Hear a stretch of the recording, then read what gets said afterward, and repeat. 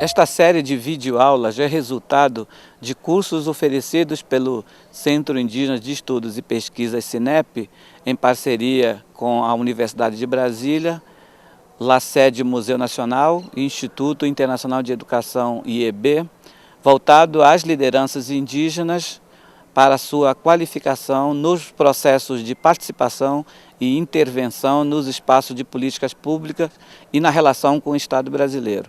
É uma iniciativa pioneira e relevante porque busca não apenas a qualificação das lideranças na vanguarda da luta, mas principalmente os jovens líderes que estão se formando nas universidades e que precisam contribuir para fortalecer a luta de suas comunidades, de suas organizações em defesa dos direitos coletivos dos povos indígenas.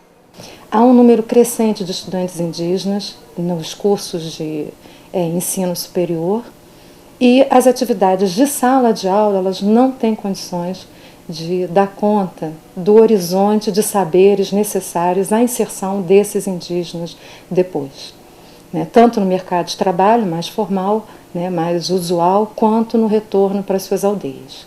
E também numa outra dimensão, que é talvez a partir dos últimos 10 anos, o que a gente vê é uma crescente participação das lideranças indígenas em instâncias estatais.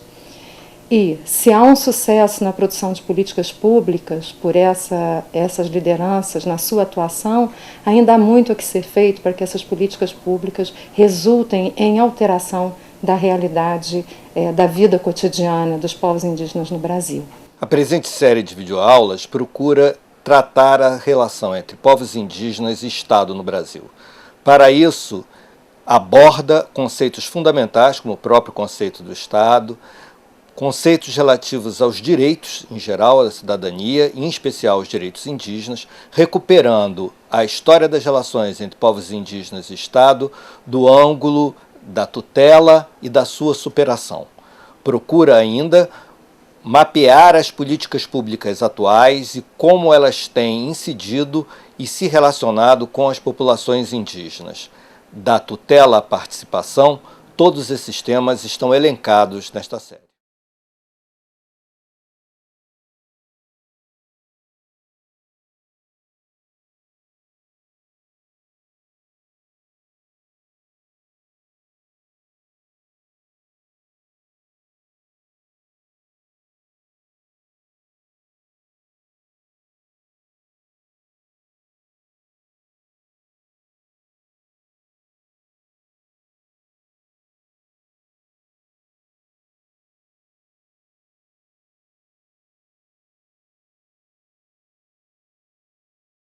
Ao longo dessa minha trajetória aqui na Amazônia, a gente vem acompanhando o movimento indígena, né? A gente vem acompanhando as lutas, as conquistas, né? O Gerson, quando falou comigo, ele pediu para tentar abordar uma questão que a gente vem discutindo, né? Se discutiu na época na COIAB, mais recentemente, em várias oportunidades também se discutiu internamente na COIAB, e esse movimento indígena, por onde vai, como ele é conformado, quais são seus desafios e quais podem ser as suas perspectivas. É um pouco a discussão que eu vou trazer aqui, trazer pontos de reflexão. Não tem absolutamente nada acabado, né? Eu não tenho a pretensão de ter soluções, eu tenho percepções de algumas coisas no acompanhamento da questão indígena na Amazônia. A gente vai percebendo dinâmicas sociais, a gente vai percebendo dinâmicas relacionais, né? A gente vai percebendo uma enorme potencialidade, né, que o movimento indígena tem, e às vezes que ao longo do tempo, né, essa potencialidade talvez não tenha sempre sido aproveitado, né, para conquistar mais algumas coisas, para avançar mais alguns passos. Então é um pouco a questão que vamos tentar abordar hoje com vocês. Então, uma primeira questão que eu acho que é importante pensar, né? A gente sempre fala de movimento indígena, né? A luta dos povos indígenas no Brasil e na Amazônia, ela pode se configurar na forma de um movimento social? Né? É uma coisa que eu jogo no ar, né? Por que isso? Porque o processo de luta ele tem se dado de várias formas, né? Através de diversas dinâmicas. E nem sempre é muito bem compreendido o que é um movimento, como que ele se estrutura, qual a sua dinâmica, né? Então, eu acho importante ter uma compreensão desse pano de fundo para poder tentar avançar nessa questão do processo organizativo. De fato, assim, o que poderiam ser as características de um movimento, né? A não institucionalização, né? O fato de partir de dinâmicas sociais, locais e regionais que vão se articulando na busca de soluções conjuntas, de resolução de problemas conjuntos. Então, é um fenômeno, um comportamento coletivo, né? E uma coisa que é muito importante é seu enraizamento, o elo com grupos sociais, né? Quer dizer, o movimento ele se configura por partir de grupos de pessoas, né, que têm um interesse comum, que têm uma problemática, que têm uma vontade comum, né, e valores comuns, é muito importante. E a ideia de, através do movimento, tentar transformar a realidade, né, devido aos enormes desafios, às pressões, às ameaças, para as pessoas, para o território, para os recursos naturais, e aí vai. Nesse sentido, então, a gente poderia dizer que o movimento indígena, ele se configura, de fato, como um movimento, né? Ele se constitui de organizações, né, que possam se articular, colocar em contato grupos de pessoas que têm problemas idênticos e que são isolados uns dos outros, né? Então, tem essa perspectiva de ir, pouco a pouco, articulando, fortalecendo, colocando em contato grupos de pessoas, populações indígenas. O movimento indígena, ele, na sua trajetória, ele aumentou a capacidade local desses grupos isolados, né? Nessa perspectiva de começar a buscar soluções conjuntas, estratégias conjuntas, você sai do isolamento e, pouco a pouco, você cria novas perspectivas, né? Aumentando as capacidades desses grupos locais. Você sai do local para uma abrangência de atuação bem maior, né? E, nesse sentido, aumenta também a capacidade reivindicatória, né? A partir do momento onde há reuniões, encontros, articulações, reflexões e definição de estratégias conjuntas, você começa a ter mais força política no embate com o governo, com quem quer que seja. Uma característica que a gente observa é que esse movimento ele se configura através, de um lado, de lutas étnicas mais localizadas, regionalizadas, e lutas coletivas no campo político, né? Por exemplo, a demarcação das terras indígenas, melhores condições de saúde, né? O reconhecimento de uma educação diferenciada, né? O uso, né, sustentável dos recursos naturais, e outra. Então, há uma conjunção, de repente, através da luta do movimento indígena, dessas perspectivas mais locais, né, mais étnicas, muitas vezes, com essas lutas políticas bem mais abrangentes, que são construídas de forma mais coletiva. Quais foram um pouco os elementos de coesão na construção do movimento indígena, né? Então, a luta pela demarcação dos territórios, a conquista de aliados à causa indígena, e ao longo dos 30 últimos anos, houve uma mudança impressionante da percepção da questão indígena, não só no Brasil, como mesmo no mundo inteiro, né? A partir da Constituição de 88, ECO 92, né? E vários outros momentos, até mesmo no campo do direito internacional, a gente vê que a questão indígena assumiu uma dimensão completamente nova, que há 30, 40 anos atrás era inimaginável pensar, né? Então, houve um avanço muito grande, né? Essa maior visibilidade da questão indígena. Hoje, não se faz coisas que se faziam antigamente sem que, pelo menos assim, a opinião pública grite, que os meios de comunicação, né, possam divulgar o que acontece, e que tem alguns instrumentos, né, legais, através dos quais vocês podem apresentar queixas, né, apresentar suas reivindicações para tentar mudar a realidade. Coisa que poucas décadas antes nem se imaginava. Uma coisa que, né, houve uma mudança na relação com os atores tradicionais com os quais os povos indígenas se relacionavam.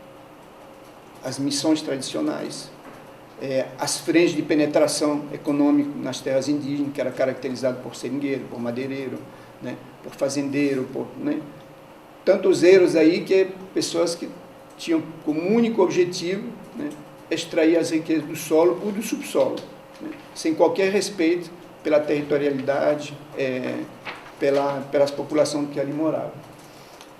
Da mesma forma, na relação com as instituições governamentais com as quais vocês travavam contato. Na época, o seu SPI, FUNAI, e depois, pouco a pouco, outros representantes governamentais. Então, essas relações elas foram se modificando de maneira substancial. E o movimento permitiu ainda, quer dizer, vocês se conhecerem melhor, ter um conhecimento mútuo, né, da realidade de uma região, de um povo, de uma situação, com outras situações, né? Essas articulações, esses intercâmbios, as viagens para assembleias, né? Grandes conferências, fez com que, pouco a pouco, houvesse um domínio melhor da realidade indígena brasileira, da realidade indígena amazônica. Nesse processo, então, várias estratégias foram utilizadas, né? As estratégias iniciais, elas se caracterizavam muito mais por mobilizações espontâneas, né? Tinha um problema, juntava a turma e ia para o embate, né? Isso aconteceu das mais diversas formas. Só que, pouco a pouco, houve uma percepção de que essas estratégias mais espontâneas, talvez mais fortes, mais impactantes no momento, elas não traziam resultado a longo prazo. E, muitas vezes, podia até provocar maior conflito, morte, assassinato, e o desaparecimento mesmo de populações indígenas. E daí, quer dizer, pouco a pouco, surgiu a questão de novas perspectivas organizacionais. Foi quando, né, começou a se caracterizar a possibilidade de criar organizações indígenas, né, com a cara e o jeito de ONGs. Isso foi um momento na história dos povos indígenas e do movimento indígena que mudou radicalmente a forma de se organizar, né? A forma de estruturar as lutas, né? Organizar as lutas dos vários povos indígenas por aí afora. Então, isso permitiu fortalecer essa dinâmica do movimento bem mais espontâneo, né? Na defesa de direitos coletivos. Por quê? Porque começou a organizar numa perspectiva de mudar a realidade e pensar junto o que fazer, como fazer para melhorar a realidade. Então, esse fortalecimento ele aconteceu de várias formas, né? Aumentou a possibilidade de articulação entre os povos indígenas a partir desse processo organizativo. Ampliou as forças indígenas em presença, né, em todas as instâncias, em todos os lugares, os povos indígenas estiveram mais presentes, e começou-se, a partir daí, a possibilidade de representação em instâncias governamentais mesmo, né, coisa que também há pouco tempo atrás não era nem sequer cogitada. Nessa trajetória do processo organizativo, algumas coisas são interessantes em observar. Em 85, até 85, a gente pode dizer que tinha menos de 50 organizações indígenas no Brasil, né? Que eram as primeiras organizações, né, a partir de 74, que começaram a se estruturar com um objetivo bem preciso, luta pela terra, né? O processo foi se intensificando de tal forma que em 2002, somente na Amazônia, tinha 300 organizações. Em 2005, tinha mais de 350 organizações indígenas. Hoje a realidade mudou muito e a gente vai tentar perceber, será que tem ainda essas 350 organizações indígenas na Amazônia? Não tem, né? E a gente vai tentar entender mais então o que aconteceu com esse processo organizativo, né? Que foi impulsionando a possibilidade de constituição de organizações locais, organizações regionais, organizações classistas de professores, de AIES, de gênero, organizações de mulheres, de estudantes, jovens, né? E organizações etnopolíticas, né? Então, de lá para cá, surgiu uma multiplicidade de formas de se organizar na forma de associação, né? Através de um processo associativo. Mas, assim, quando a gente pensa como o movimento, como as lutas dos povos indígenas eram articuladas, e como elas foram se articulando a partir da Constituição e do fortalecimento das organizações indígenas, a gente vai perceber que nesse processo muitas coisas mudaram, muitas coisas extremamente favoráveis, muitas coisas permitiram, né, conquistar e alcançar aquelas coisas que a gente viu, mais visibilidade, uma postura perante o governo, né, articulações melhores, e aí por diante. Mas, por outro lado, também reduziram algumas potencialidades que as organizações e os povos indígenas tiveram através de suas lutas tradicionais. A gente percebe que, primeiro nos anos 80, ocorreu uma consolidação da participação indígena em diversas instâncias de representação, né? Foi a década que certamente mais se conquistou espaço, onde lideranças de organizações locais, regionais e representativas a nível supra-regional, por exemplo, a própria COIAB, que começou em 89, né, mas outras organizações como a FOIRN, como a MARN, como a UNI, as várias UNI que foram constituídas, né, elas passaram a representar os interesses dos povos indígenas da sua região e mesmo de várias regiões, né, dessa Amazônia e desse país. Houve uma intensa, cada vez mais intensa participação na vida política, né, a partir de Juruna, né. Em 89, o surgimento da COIAB em resposta às articulações e demandas postas a partir da Constituição de 88. Né. A conquista de direito que se alcançou com todo esse processo organizativo em 88, claro, com apoio de aliados, num contexto político de abertura democrática, né, fez com que a realidade, a partir daí, mudasse bastante. As principais lutas encampadas, a demarcação, saúde e educação diferenciada, o uso sustentável dos recursos naturais, toda uma discussão sobre o que fazer, como fazer, de que forma extrair esses recursos, pensando no futuro das próximas gerações. Aumento da capacidade de autonomia, né, das populações indígenas. E confronta o sistema vigente a partir da experiência do uso coletivo da terra e da experiência coletiva, né, de vivência indígena.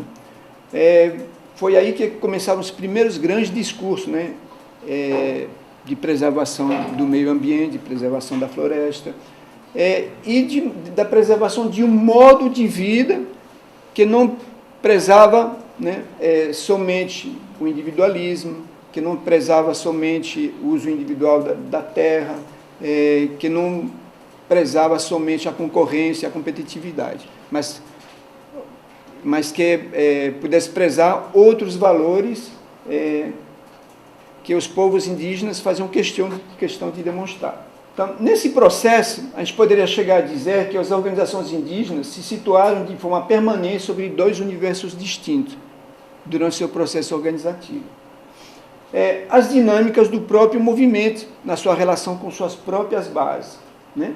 Essa dinâmica de participação em encontros, de encontros locais nas aldeias, regionais, né? De lutas bem específicas para a resolução de questões que atingiam as populações indígenas, né? A definição de estratégias políticas locais também, né? Então, tudo isso com a participação ampla de lideranças, da população, de agentes indígenas mais articulados, né? Era realmente uma dinâmica voltada para dentro do movimento indígena. Por outro lado, a constituição e a gestão das organizações implicaram em uma outra dinâmica, né? A questão da burocracia, né? A gestão financeira e administrativa das organizações, a ocupação das instâncias de representação política indígena, e uma dinâmica complexa de luta pelo poder, que não deixou de acontecer mesmo nas organizações indígenas. Então, de fato, a gente começou a perceber que a existência das organizações, elas se situavam constantemente entre esses dois mundos, dois universos, e duas dinâmicas bastante diferentes, né?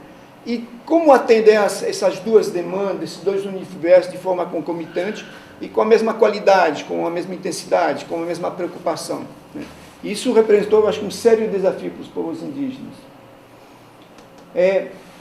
E aí, quando a gente fala de conquista de direitos, você não conquista um direito e ele permanece para sempre, né? A conquista de direito é uma luta permanente, né?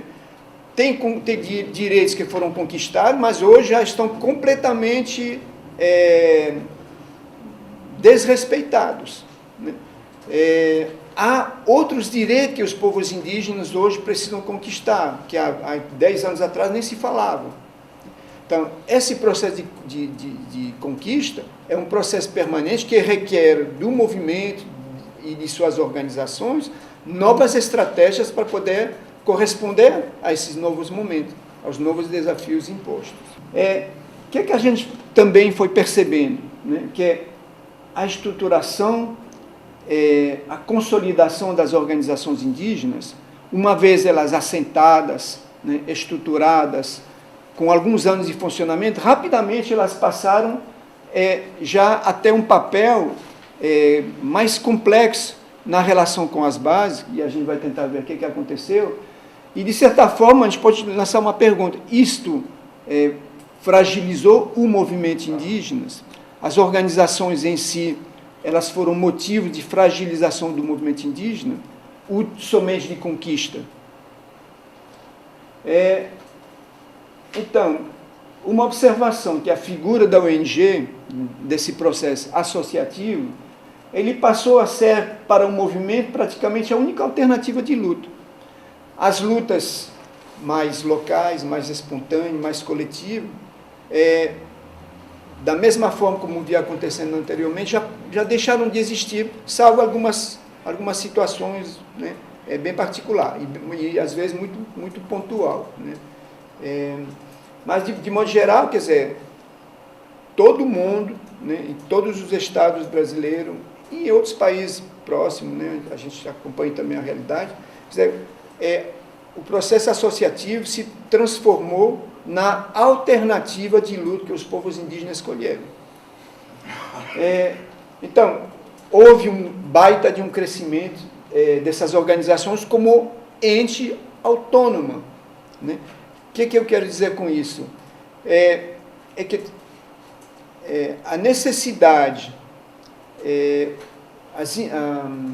os desafios colocados nessa vida organizativa passou a exigir muito tempo, muita energia, muita dedicação das lideranças para manter as estruturas organizativas. E com isso, pouco a pouco, houve um certo distanciamento, né, da base, talvez mesmo de razões mais profundas de existência, né, dessas organizações. A atuação cada vez mais voltada para fora, muito mais para fora, quer dizer, em lutas políticas, em embate, em representações, em gestão, né, do que para dentro do movimento indígena, em articulações, em contato, em bate-papo, né, em conversas informais, em visitas, né. E aí o movimento indígena foi mudando a sua configuração. A consolidação de direito, estratégias versus processos históricos de formas organizativas. A primeira questão que eu avalio como motivo de impacto bastante grande nesse processo organizativo através da luta nas associações foi a distância que isso tinha em relação às formas tradicionais de representação. Quando a gente pensa assim, o sistema tradicional de representação política, tem algumas coisas que saltam aos olhos, né? É um sistema sólido, né? O sistema tradicional de representação, que é baseado na memória, que é baseado na história, na tradição, na cultura, e no qual as lideranças tradicionais estão totalmente implicadas.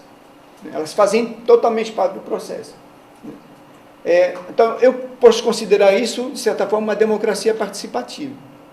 Há uma plena democracia de todos os atores, cada um, com seu papel de liderança bem específico, claro, mas há uma democracia participativa no processo de tomada de decisão.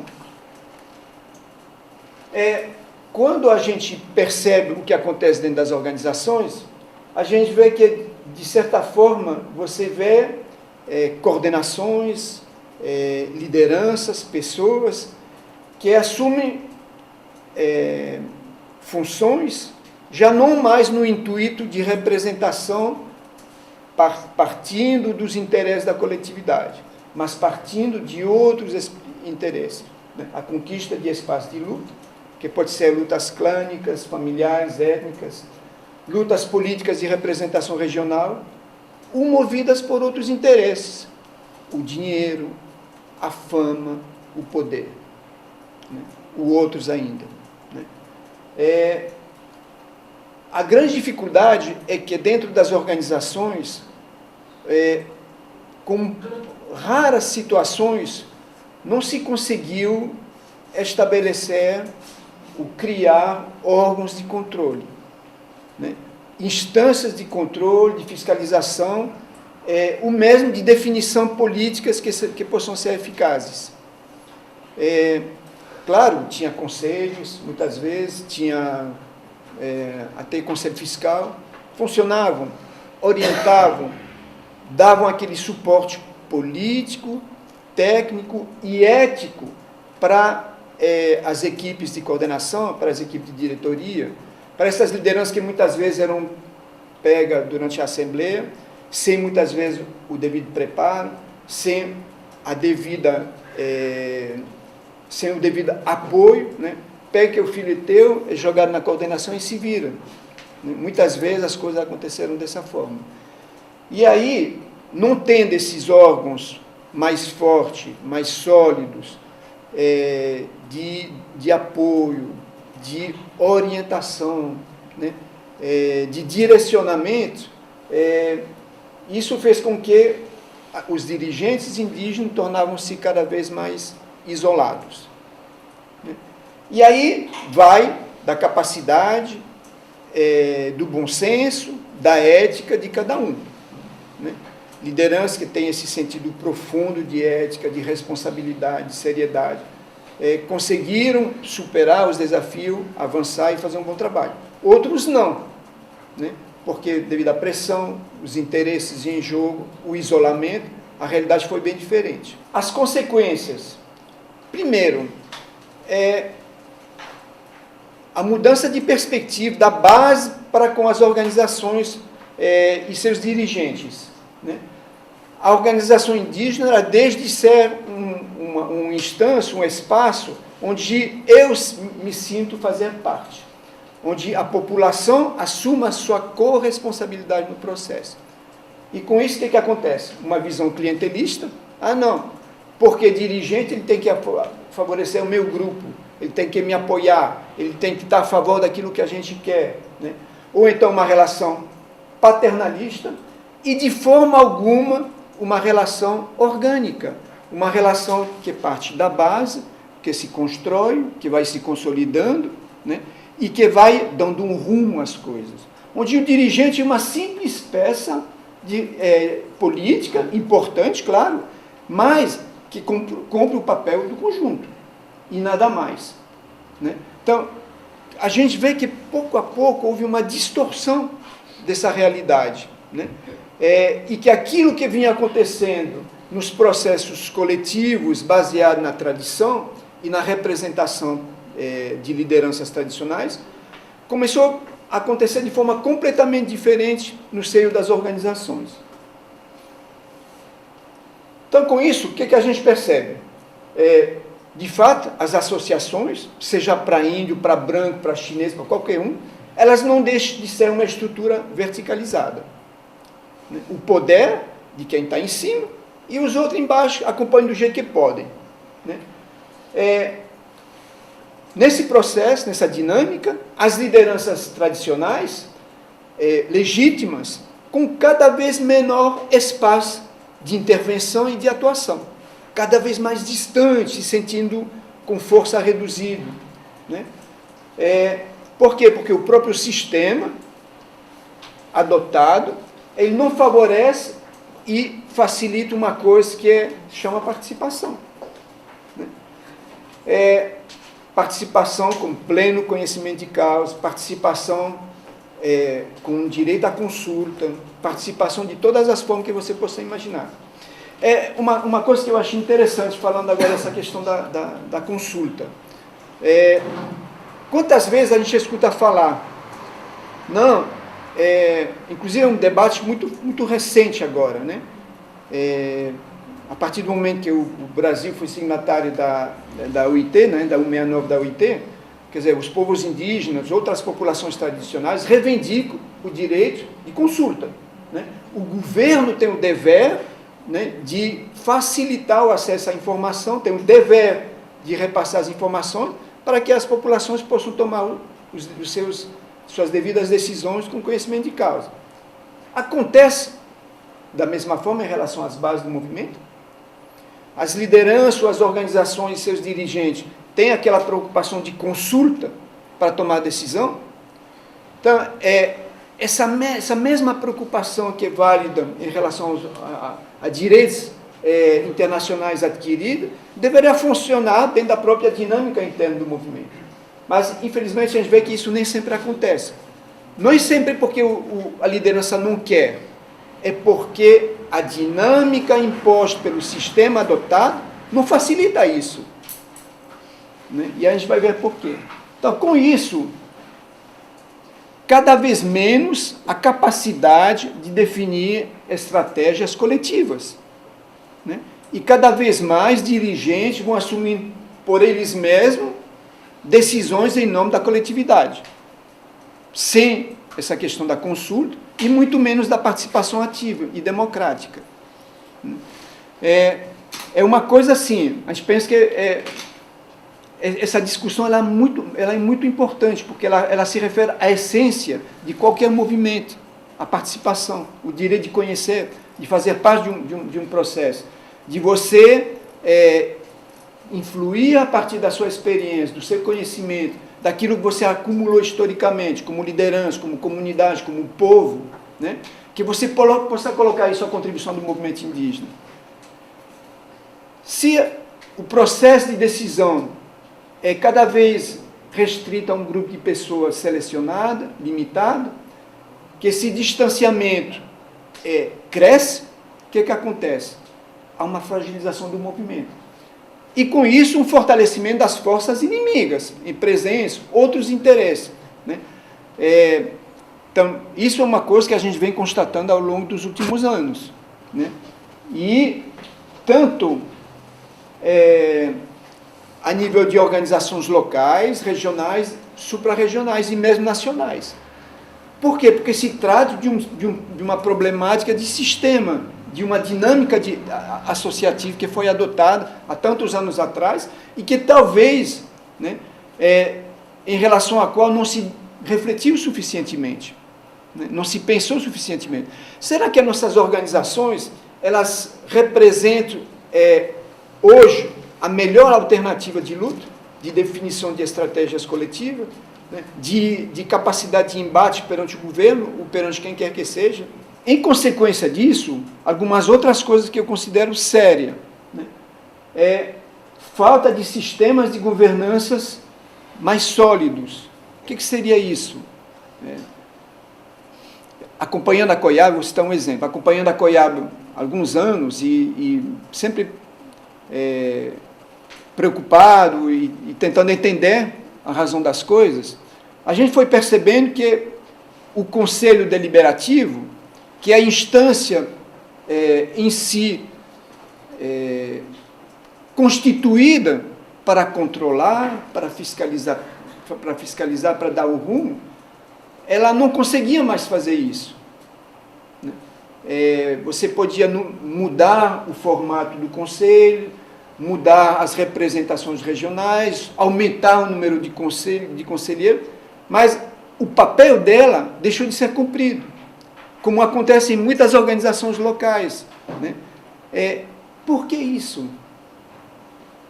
Tá? É uma coisa que eu jogo na cabeça de vocês, refletir por que essa falta de governança, ou de existência de processos mais sólidos de controle. Quando eu falo de controle, não é no sentido de estar no pé dos dirigentes, enchendo o saco toda hora, não. É de ter uma instância que dá garantia à organização e ao movimento dos seus processos internos, né? De suas definições, de suas estratégias.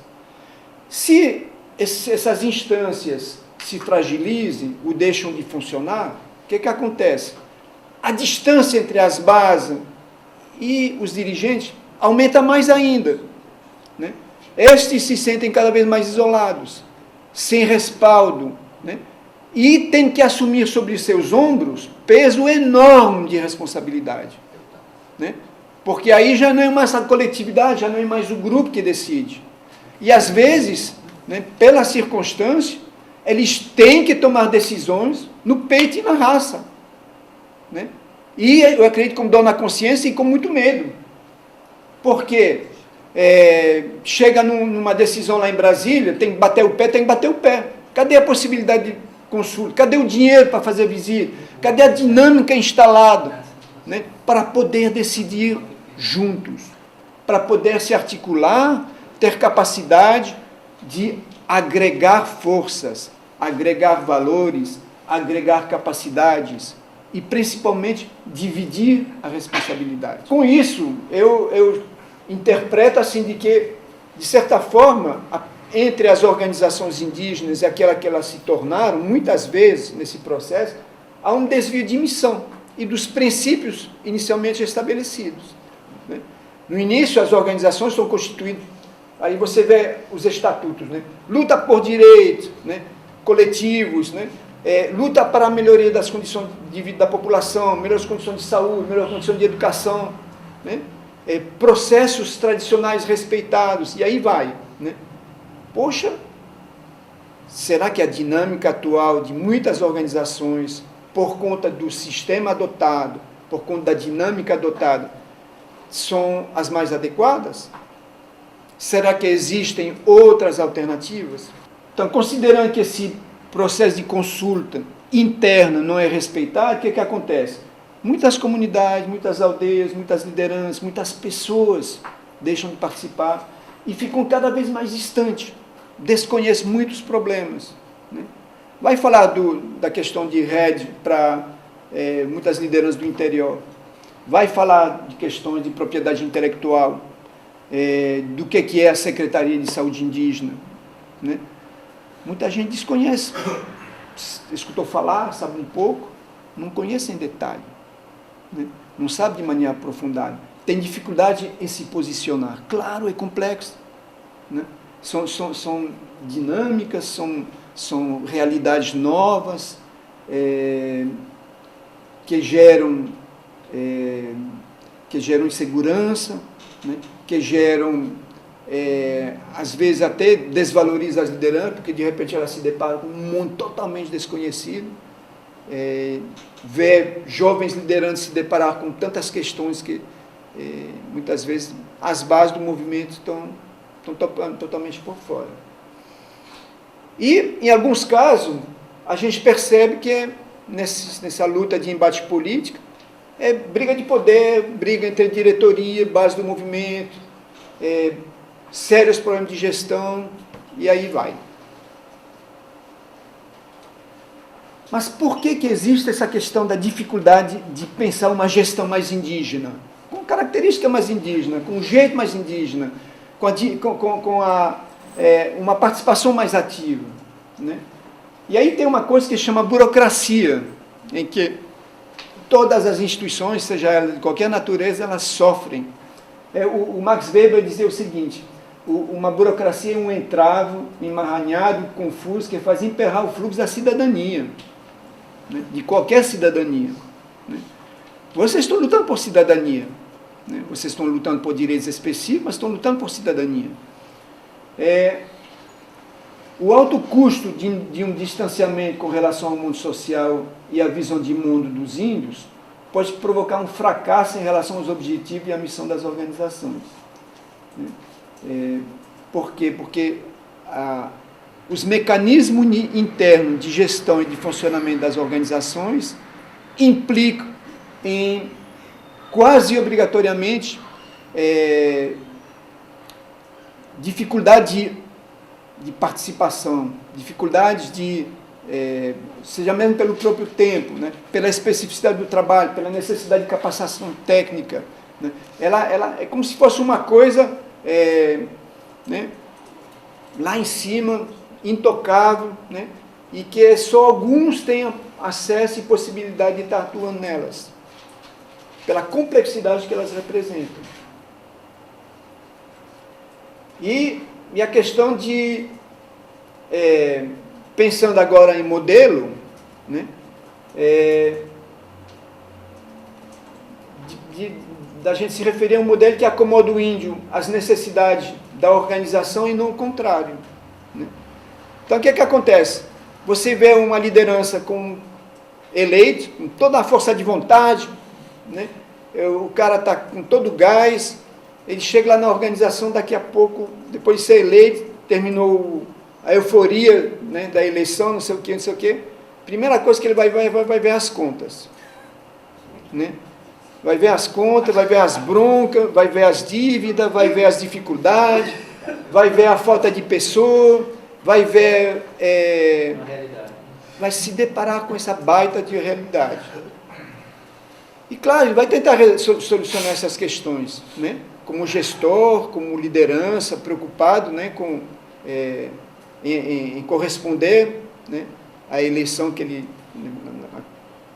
ao cargo que ele recebeu, né? Mas isso faz com que rapidamente ele tenha que gastar praticamente todas suas energias, né, se concentrar para a vida da organização. E a vida da organização não é obrigatoriamente a vida do povo, não é obrigatoriamente a vida da coletividade e de outros interesses, muitas vezes pelos quais a própria organização foi criada. Então, se a gente faz uma pequena análise desse processo, né, de algumas décadas, tem algumas coisas que a gente observa. O movimento indígena, enquanto movimento, ele era nitidamente mais organizado, muito mais articulado e mais dinâmico no início do que agora. É uma constatação. Poxa, mas por quê? Não é organização? Não é a mesma coisa? Sim. Só que a realidade hoje é outra. Os desafios são outros. O processo de contato, a intensificação do contato fez também com que a reação das lideranças, as estratégias utilizadas fossem outras. Na época, se podia dizer que as decisões eram mais coletivas. Por outro lado, a realidade era menos complexa, né? As políticas públicas eram mais facilmente identificáveis. Você sabia que para resolver a questão você tinha que resolver com a FUNAI, né? Você não tinha essa pulverização da questão indígena em tantos ministérios, né? Você não tinha tanta participação em tantas instâncias representativas.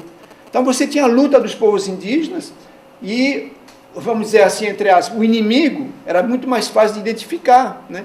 Era o mesmo inimigo que outras classes sociais, outros movimentos sociais tinham na relação a outros direitos, né, de cidadania, né, de direitos coletivos. E aí, na época, as organizações eram consideradas o caminho necessário nesse processo de autonomia dos povos indígenas. E todo mundo acreditou nisso. E todo mundo, piamente, foi utilizando os mesmos mecanismos, o mesmo sistema associativo na busca de conquista de direitos. Será que não existiam outras alternativas? Falando enquanto movimento, hoje, esse processo no Brasil, como que ele se configura, né? A gente percebe que tem uma carência de estratégias mais claras, inclusive em relação aos outros movimentos sociais do Brasil, né? Movimento Nacional do Seringueiro, né? Ou então, a nível nacional, o Movimento Sem Terra, aí teve as organizações indígenas nacionais, Capoíba, PIB, né? Panamazônico, tem a COICA, a Aliança Amazônica, né? Ou então mesmo com outras redes sociais consolidadas. Hã? Deu essa vazão que acabou. Acabou, mas durante muito tempo, né? Então, hoje, quais são as estratégias do movimento? Né?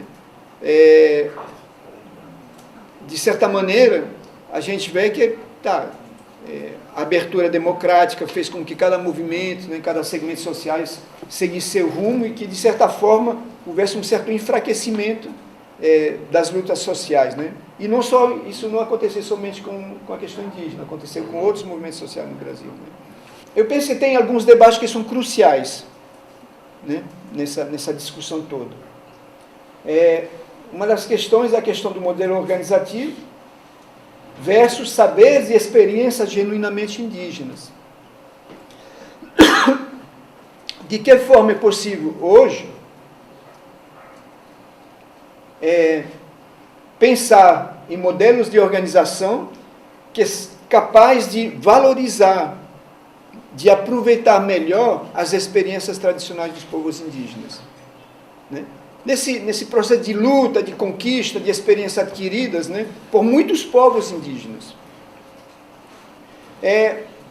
Tem algumas regiões, ou tem algumas organizações que estão tentando vivenciar isso de forma mais dinâmica do que outra.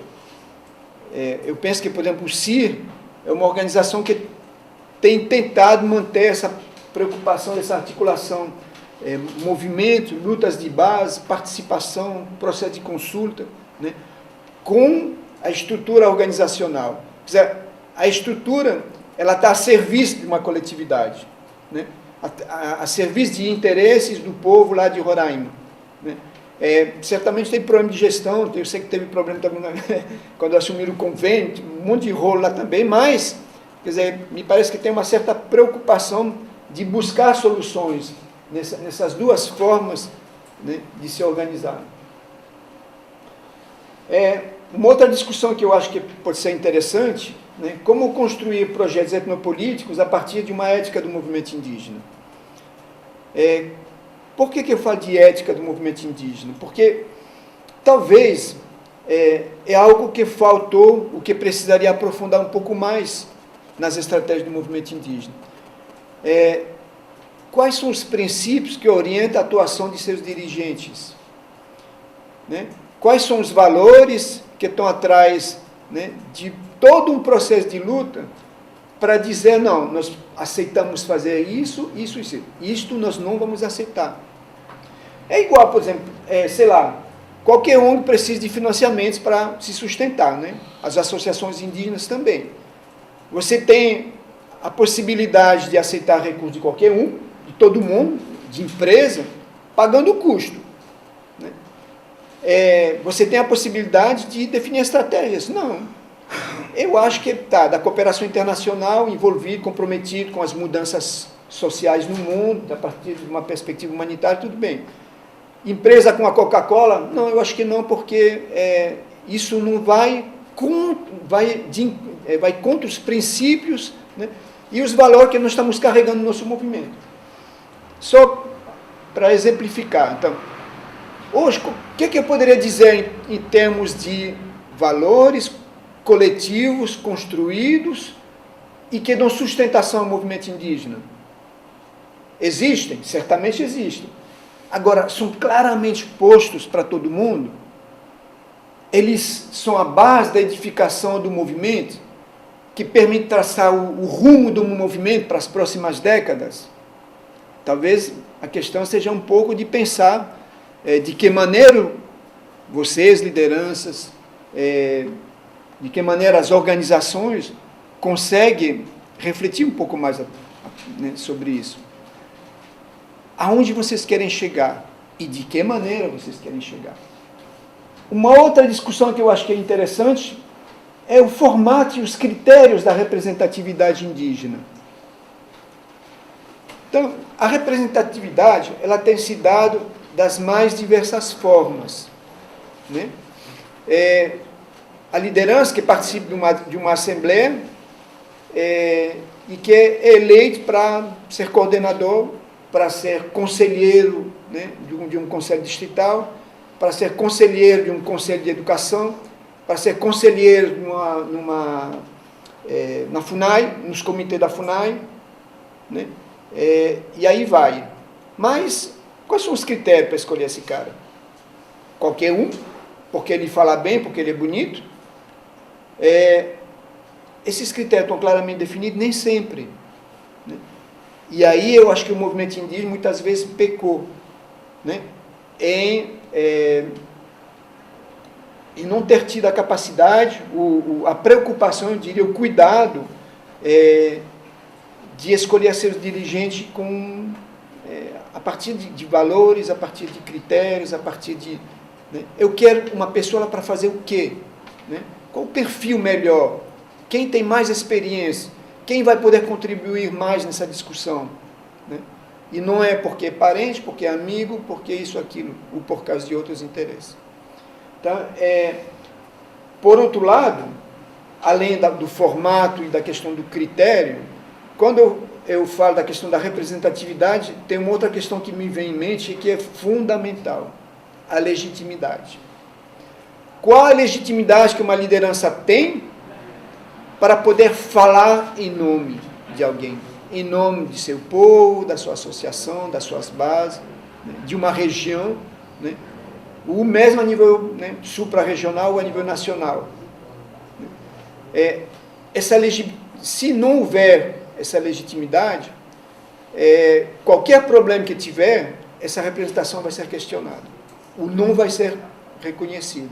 Associada a essa discussão, a questão do poder de decisão nas organizações, né, que a gente viu, muitas vezes, ficar reduzido a algumas pessoas, e não há a participação democrática mais abrangente, mais coletiva, que talvez precisaria. Para quê? Justamente para dar legitimidade, para dar suporte, para dar confiabilidade, né, e para que seja um processo corresponsável. Eu insisto. As definições, muitas vezes, elas são difíceis de serem tomadas, né, à frente de uma organização, à frente, né, do movimento, representando a sua organização lá em Brasília, né, ou em outro lugar.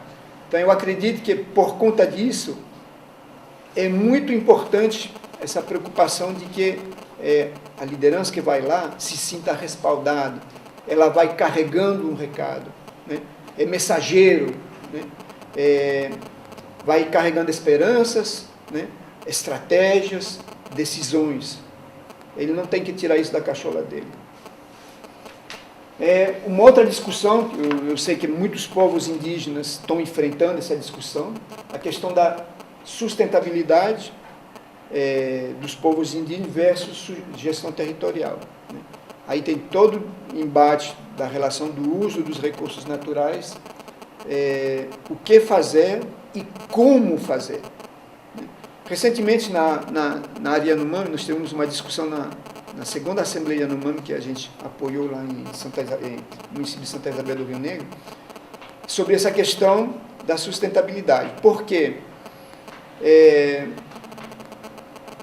Está se discutindo a questão do garimpo, né? Está se discutindo a questão da extração de pedras preciosas, mas e aí, como que se faz isso? Quem pode fazer isso? Quem dá o aval? Né? Até onde ir nessa discussão de extração dos recursos naturais?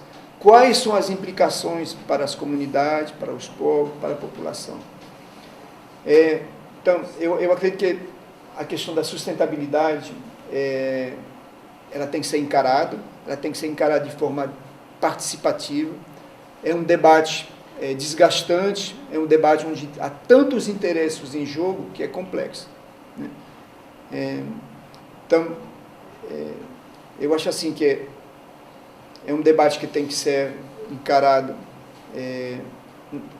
nas suas minúcias, né? Há necessidade hoje de extrair recursos naturais, há novas necessidades de subsistência, né? Mas há outros interesses em jogo, né? E as estratégias em relação a esses outros interesses, eles têm que estar muito claros. Hoje, no Congresso Nacional, né, estão aumentando as pressões para a questão da mineração em terras indígenas. Aqui no Estado, nós passamos por... a gente percebe, né, as dificuldades em relação à própria postura do governo do Estado, né, que passa por cima, muitas vezes, das organizações indígenas, nessa discussão de extração, né, da matéria-prima, dos recursos naturais. E se as organizações, se os dirigentes não tiverem uma postura muito clara em relação a isso, é muito fácil dançar. Uma outra discussão que eu acho que é a questão da legitimidade dos representantes, né, indígenas, quer dizer, a relação que se tem, né, com o governo brasileiro, com os aliados, com a cooperação internacional. Como construir pauta mínima de reivindicação de forma articulada, localmente, regionalmente, nacionalmente. Eu sei que todas essas questões não são novas para vocês, né, mas nunca é bom, nunca é ruim lembrar de novo. Ao longo desse processo, né, muitos problemas atingiram as organizações, principalmente problemas de gestão, né? E com isso fragilizaram o próprio movimento indígena amazônico, né, e brasileiro. Mas eles não anularam. O movimento indígena está vivo, continua, lições foram aprendidas e novas perspectivas estão sendo construídas. Qual é o desafio, né? Preparar as novas gerações, preparar novas estratégias, capacitar e formar novos quadros para o movimento indígena. Eu acho que uma coisa que é muito importante para o movimento indígena, definir os princípios ideológicos e políticos do movimento para as novas lideranças, quer dizer, essa questão da capacitação. Eu acho que nesses 30 anos, né, do movimento indígena, se o movimento tivesse investido mais em formação e capacitação de liderança, como está fazendo agora, né, a prova vocês estão aqui, né, eu acho que talvez muita coisa poderia ter sido evitado, né, poderia ter se avançado um pouco mais. Então, por isso que eu digo assim, então tem muitas coisas que representam novos desafios. Direitos foram conquistados, mas não são obrigatoriamente respeitados. Só que cada momento histórico exige a edificação de novas estratégias. Né? Por quê? Porque o tempo muda, e muda muito rapidamente. A realidade muda, as pressões continuam sobre os territórios indígenas. E se com isso, diante disso, o movimento indígena, né, as organizações indígenas, não definirem estratégias que vão respondendo a esses novos desafios, a realidade indígena fica cada vez pior. Né? Os direitos indígenas ficam cada vez menos respeitados. Eu acho que, às vezes, as próprias lideranças não se dão conta do valor que esse movimento indígena, às vezes, tem. De todo, da dimensão e da riqueza que esse movimento assumiu em pouco tempo na história dos povos indígenas. E o quanto esse pouco tempo mudou a história dos povos indígenas e mudou a relação da sociedade nacional com os povos indígenas. Né? Gente, 3 décadas, 4 décadas é nada. Né? Quer dizer, em 4 décadas, 3 décadas, vocês conseguiram romper com relações tradicionais sacanas, né? Conseguiram mais autoestima, conseguiram carregar um processo de autodeterminação em busca de autonomia, né? Serem respeitados. Só que o governo é governo, gente. A sociedade na qual vocês estão vivendo hoje, ela tem uma dinâmica econômica, né? Tem uma dinâmica social e cultural. E se vocês não considerem isso, né, nos seus mínimos detalhes, vocês vão ser engolidos. Eu acho assim, então, o movimento teve a capacidade histórica, né, de construir alternativa para si, para os povos indígenas. Aquelas ideias que os caras tinham no final do milênio passado, de que até o ano 2000 não teria mais nenhum índio no Brasil, né, vocês demonstraram, né, cabeça erguida de que, né, estão vivos, bem vivos. Né, que tinha um monte de povos indígenas no Nordeste que nem se reconheciam mais. e hoje estão aí lutando por terra, lutando pela retomada da língua, de valores culturais, de identidade cultural também. Aumentou até o número de pessoas? Aumentou a população. Mas então, o que falta, gente?